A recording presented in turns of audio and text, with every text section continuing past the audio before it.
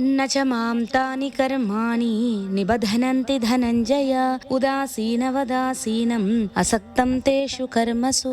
బంగారం బాగా మకిలిపట్టి రాగి మొదలైన లోహాలతో కలిసి కల్తీగా తయారవుతుంది. ఆ కల్తీ బంగారంతోనే రకరకాల ఆభరణాలు తయారు చేస్తారు. ఎప్పుడైతే ఆ కల్తీ బంగారాన్ని నిప్పులో వేసి కాల్చి ఆ బంగారంలో ఉన్న మురికిని ఇతర లోహాలను కరిగించి తీసివేస్తారో అప్పుడు స్వచ్ఛమైన బంగారం తయారవుతుంది. అంటే ఈ మురికి అంతా స్వచ్ఛమైన బంగారానికి అంటుకోలేదు, మనం అంటించిన మురికి మనమే తొలగించాలి. పరమాత్మ, ఆత్మ, జీవాత్మ మూడు ఒకటే. ప్రాపంచిక విషయాలు, విషయ వాంఛలతో కూడిన కర్మలు, వాటి ఫలితాలు, వాసనలు అనే మురికితో, సత్వరజస్తమో గుణాలనే ఇతర లోహాలతో కూడిన బంగారం జీవాత్మ అయితే ఆ మురికి, ఆ లోహం అంతా కరిగిన తర్వాత మిగిలే స్వచ్ఛమైన బంగారమే ఆత్మస్వరూపం. అప్పుడు పరిశుద్ధమైన ఆత్మ పరమాత్మలో లీనం కావడానికి అర్హత కలిగి ఉంటుంది. అదే ముక్తి, అదే మోక్షం, అదే పరమపదం.